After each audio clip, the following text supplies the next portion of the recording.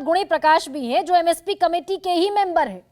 तो गुणी प्रकाश, क्या ये विपक्ष जो कह रहा है कि C2+50% लागू होगा तो किसानों का वेलफेयर हो सकता है, सच बात है, सही है ये?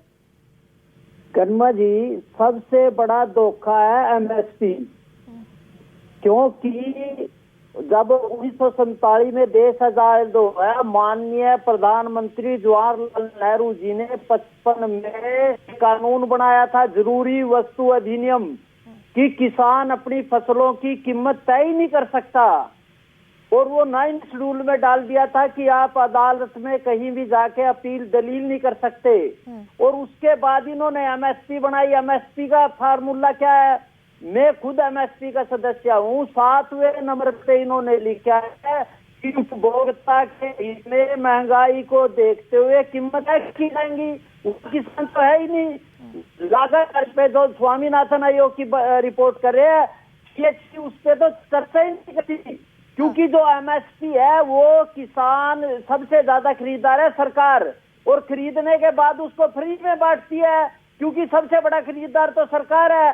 सरकार ही किसानों के उसको कहते। और एमएसपी की जो बात थी, हमारे को लागत के आधार लाभकारी मूल्य नहीं दिया गया, जैसे अभी बताया। तो ये जितने किसान, फिर गुणी प्रकाश, जितने किसान आंदोलन कर रहे थे, कई हजार किसानों ने आंदोलन किया, 800 किसानों की मौत हो गई, जो एमएसपी की मांग कर रहे थे, उसी मांग पर आंदोलन खत्म हुआ, आश्वासन मिला, तो सब गलत कर रहे थे? गरिमा जी, पहली बात तो ये है, एमएसपी की मांग पे ये आंदोलन हुआ नहीं था। वो या कृषि कानून के, और कृषि कानून क्या थे? नंबर 1, किसानों को खुला बाजार मिला, जो सरकारी पाबंदियां हैं, मंडी की पाबंदियां हैं, उनसे मुक्त होकर बाजार में किसान को अपनी फसल प्रति सर्वदा में अंतर्राष्ट्रीय में जाना था। तो कैसे होगा? ठीक है, एमएसपी पर आंदोलन नहीं हुआ, लेकिन आंदोलन खत्म हुआ एमएसपी के आश्वासन कि भाई कमेटी बनाएंगे। एमएसपी तय होती है उपभोक्ता के हित में और महंगाई को देखते हुए। लागत खर्च 2+ पे उसमें होती नहीं, क्योंकि किसानों के फसल लूटने के लिए केंद्र सरकार ने एमएसपी तय कर दी, ताकि उसको दूसरी तरफ सरकार ने पाबंदियां लगा दी। आप अपना चावल नहीं बेच सकते, आप अपना गेहूं नहीं बेच सकते, अपनी दूसरी चीजें नहीं। सरकार बाजार से हटे। ये एमएसपी मंडी का लूटीकरण चौधरी चरण सिंह ने खुद लिया अपनी किताब में। ठीक है, अभिमन्यु, सहमत हैं आप इस बात से कि वो जो इंपोर्ट एक्सपोर्ट पर कंट्रोल है सरकार का, एमएसपी से कहीं ज्यादा महत्वपूर्ण है उसका हटना? तब वेलफेयर हो सकता है किसान का थोड़ा बहुत। देखिए गरिमा जी, जो गुणी प्रकाश जी हैं, ये तो उस समय किसान आंदोलन के खिलाफ में थे, और इसीलिए सरकार ने इनको एमएसपी कमेटी में ले लिया। जिन किसानों की मांग एमएसपी थी, उनसे तो पूछा भी नहीं गया, उनका रिप्रेजेंटेशन उस कमेटी में है नहीं। देखिए, इंपोर्ट एक्सपोर्ट है, आप एक्सपोर्ट की छूट दीजिए, लेकिन ये कहिए आप खुले मार्केट की छूट दीजिए, हमें कोई दिक्कत नहीं है, लेकिन आप ये कहिए कोई भी व्यापारी खुले मार्केट में किसान का सामान यदि खरीदेगा तो वो एमएसपी से नीचे नहीं खरीद सकता।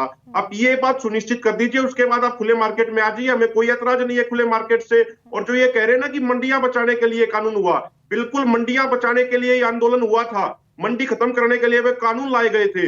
वो आंदोलन मंडी बचाने के लिए इसलिए हुआ था क्योंकि 1939 में जो चौधरी छोटूराम जी ने एपीएमसी एक्ट बनाया था, वो एपीएमसी एक्ट एमएसपी किसानों को सुनिश्चित कराता है, तो इसीलिए वो आंदोलन लड़ा गया था। दूसरी बात गरिमा जी, मैं एक अंतिम बात ये कहना चाह रहा हूँ, आप किसी का भी क्या मिला?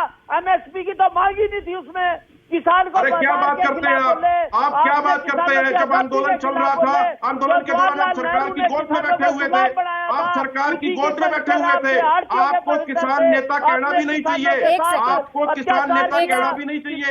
हरियाणा में कोई भी किसान। एक सेकंड अभिमन्यु और गुणी प्रकाश, एमएसपी की कमेटी बनी, किसान आंदोलन खत्म हुआ, और एमएसपी की जो कमेटी बनी वो इसी आश्वासन पर बनी कि यह कमेटी सुनिश्चित करेगी कि किसानों को उनकी फसल का उचित दाम कैसे मिले।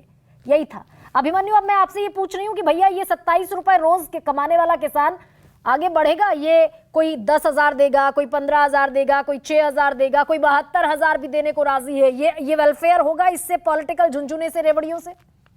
नहीं, बिल्कुल नहीं होगा गरिमा जी। चाहे कांग्रेस ये झुंझुने देने की बात कर रही हो या भाजपा झुंझुने देने की बात कर रही हो, किसान को चाहिए अपनी फसल का उचित मूल्य। आप किसान को एमएसपी इंश्योर कर दीजिए। 1 एकड़ में प्रति ईयर अगर हम रबी और खरीफ का दोनों फसलों का मिला ले तो एवरेज किसान को 60,000 रुपया प्रति एकड़ का घाटा हो रहा है पर एकड़। और सरकार कह रही है कि हम 6,000 रुपए साल में देके उसका भविष्य बदल देंगे। किसान चाहता है जो उसने मेहनत करी है, जो ईमानदारी से उसने पुरुषार्थ किया है, आप उसकी उचित कीमत दे दीजिए। किसान खुश है, किसान अपने बच्चों को भी पढ़ा लेगा, किसान अपनी हेल्थ संबंधित और ये C2+50 हो।